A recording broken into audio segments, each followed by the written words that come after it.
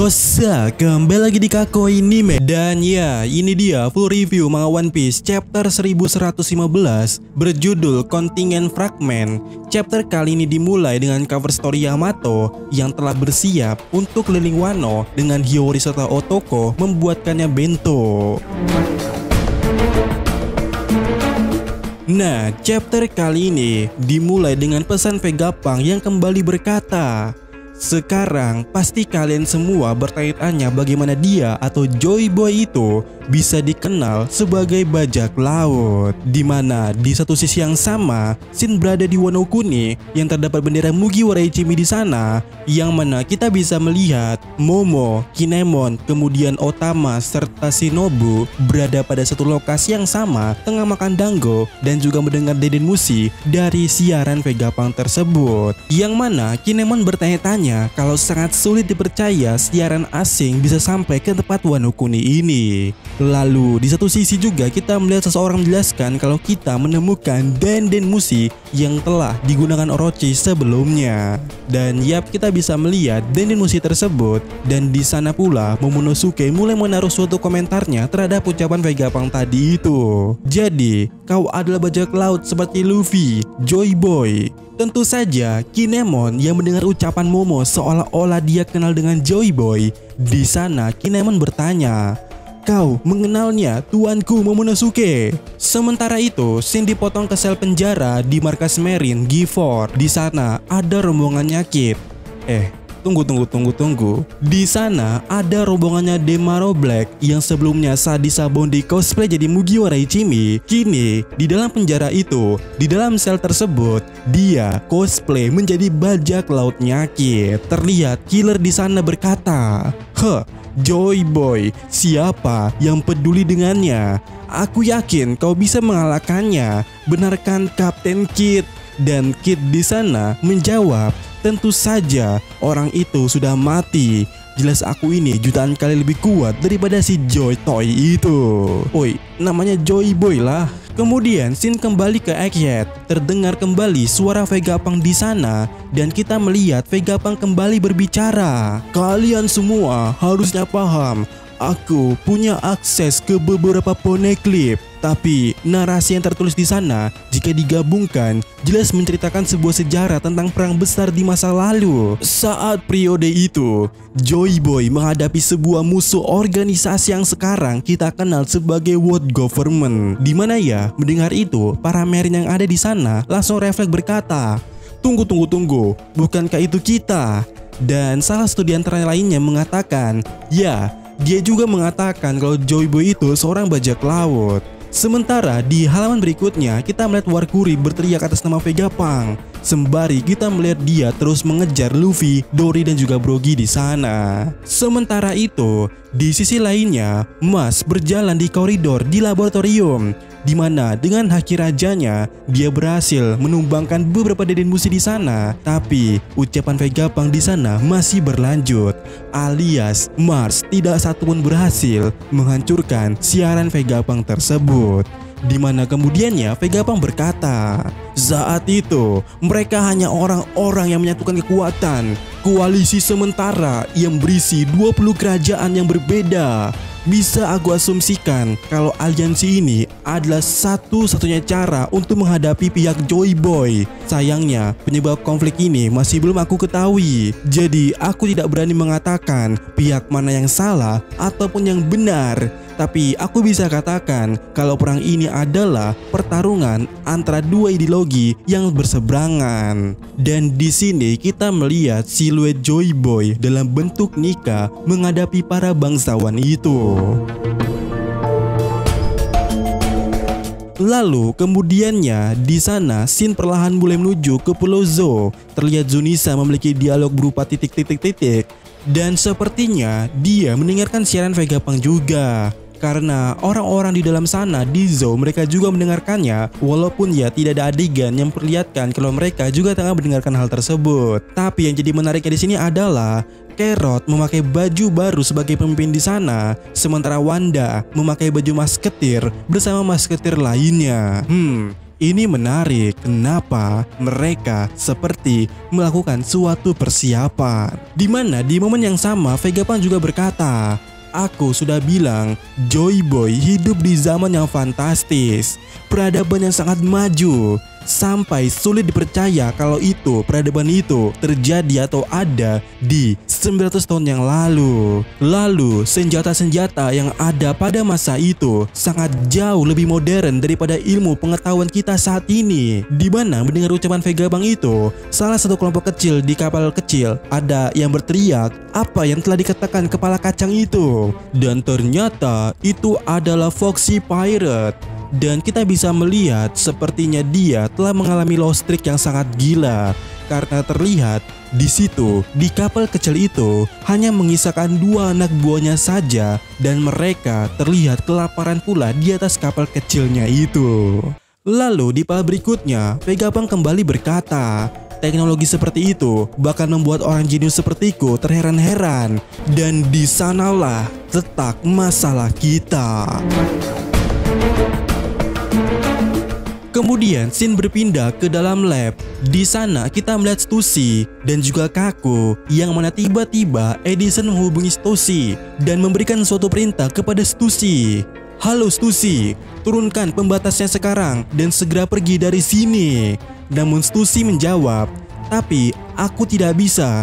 Bagaimana jika sesuatu terjadi kepada kru topi jerami? Dan di sana Edison berkata, biar ku beritahu kau satu hal, kalau pembatas itu tidak ada gunanya lagi. Dan ya, kita bisa melihat Gorosei Sartun di sana tengah menuju ke suatu tempat. Dan Edison berkata, pembatas itu sudah tidak ada gunanya lagi.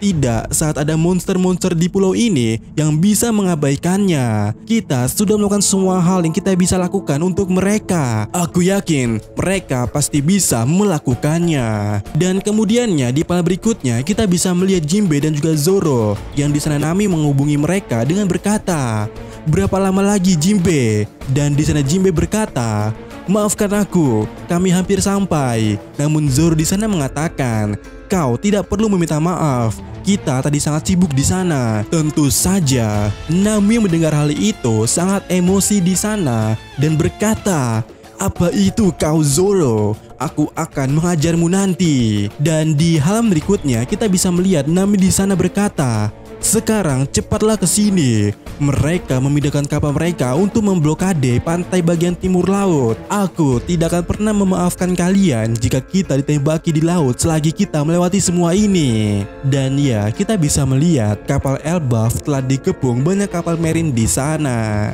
Kemudian di part berikutnya kita kembali ke stasi. Di sana Stussy berkata, itu bagus, aku khawatir Stella tidak akan pernah memaafkanku jika membiarkan mereka tertangkap. Dan Edison berkata, mana mungkin, cepat sekarang pergi dari sini. Namun Stussy langsung meresponnya dengan cepat, tapi aku tidak tahu apa yang harus kulakukan. Sekarang Stella sudah tiada, untuk siapa aku hidup? Aku tidak punya tujuan. Dan ya, kita bisa melihat Kaku hanya menyimak di sana dengan dialog tanpa dialog. Sementara itu, di halaman berikutnya, scene beralih ke tempatnya Bunny, di mana saat Bone ingin menendang Nasujuro, di sana para raksasa yang awalnya mengekang Nasujuro terpentalkan akibat itu, dan para raksasa di sana berkata pula, jangan biarkan kakek itu menebas, dia bisa menebas apa saja. Bahkan di sini kita bisa melihat ya Sanji tercengklak di sana. Dan kemudiannya Nasujuro mengambil ancang-ancang dan bersiap untuk menebas Bone dan juga telah menargetkannya. Dan di part berikutnya sebuah tebasan besar mengarah ke Bone, namun Franky berhasil menarik Bone hingga tebasan itu tidak mengenainya dan Bone pula kembali ke ukuran bocilnya. Tetapi serangan atau tebasan dari Nasujuro itu terus berlanjut, bahkan dengan mudahnya memotong kepala kapal milik kapal Elbaf itu. Kemudian di part berikutnya, Bone kelelahan dan berkata kalau dia tidak bisa mempertahankan wujud destruksi futurnya itu untuk waktu yang lama. Sementara itu, di satu sisi, Vegapunk juga kembali berkata, abad kekosongan berakhir dengan kekalahan Joy Boy. Di mana di sana kita bisa melihat ya panel Zunisa dan juga robot kuno muncul di saat itu. Lalu Vegapunk kembali berkata, tetapi akhir perang daripada itu mempunyai konsekuensinya. Terjadi konflik kuno itu meninggalkan bekas luka pada dunia ini, dan luka itu tidak pernah sembuh. Dimana di saat Vegapunk berkata itu, Nasujuro meloncat ke udara sambil berkata, mau sebanyak apa lagi kau berbicara, Vegapunk? Dan dengan raut wajah yang serius dan juga dialog antara Gorose yang mengatakan ada terlalu banyak wujud kehidupan di atas sana. Dan dengan ancang-ancangnya itu, Nasujuro kemudiannya melepaskan tebasannya dan itu memotong pengrikot menjadi 2 bagian, dan itu sangat edan sekali. Yang bener aja, dimana ya aksi dari Nasujuro itu membuat agen Cyberpol dan Seraphim serta bangunan pengrikot bagian bawah terjatuh dari atas sana menuju ke Pulau Egghead bagian bawah.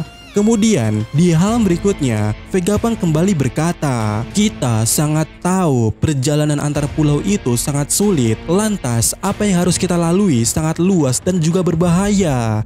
Kebanyakan orang-orang puas untuk hidup dan mati di tempat mereka dilahirkan tanpa pernah merasakan budaya selain budaya mereka. Dimana di satu wilayah warga di sana yang mendengar ucapan Vegapunk itu ya meresponnya, bukankah itu sangat jelas? Semua orang tahu kalau laut itu berbahaya. Namun Vegapunk kembali berkata, itu adalah hal yang umum yang kita semua ketahui. Dimana kemudiannya di pala berikutnya yang sangat wow, kita melihat sesuatu bangunan yang berada di bawah laut. Dimana Vegapunk di sana berkata, 1000 tahun yang lalu tidak seperti itu. Bencana biologis besar terjadi pada saat abad kekosongan dan dunia kuno tertelan dalam lautan. Kita semua sekarang hidup di atas sisa-sisa itu, bagian-bagian kontinental dari daratan yang luas yang dulu pernah ada. Dimana kemudiannya kita melihat banyak reaksi dari orang-orang yang mendengar ucapan Vegapunk tersebut. Koshiro di desa Shimotsuki, lalu pasukan revolusioner di Kamabaka. Di sana kita melihat Ivankov sampai terkejut mendengarnya. Sementara itu Sabo melihat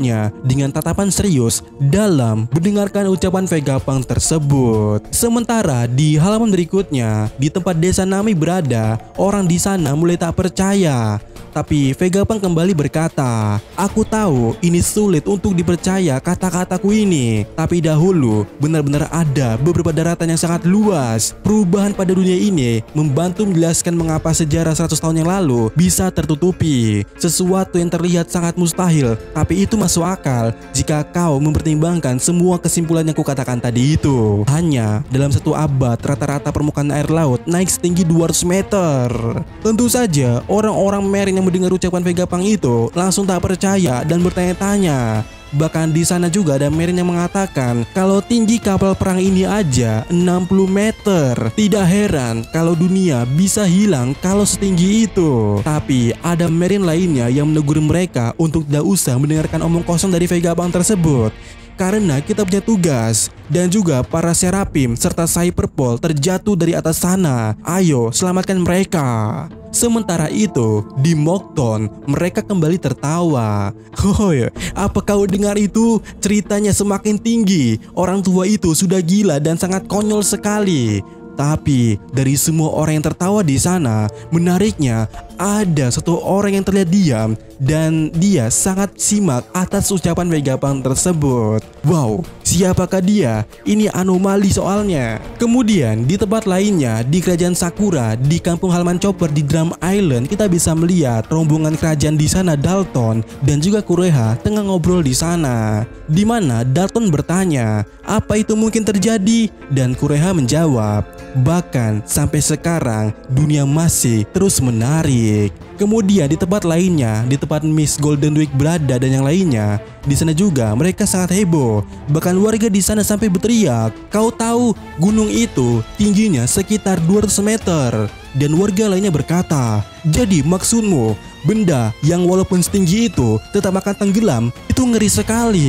Ada berapa orang yang mati karena hal itu?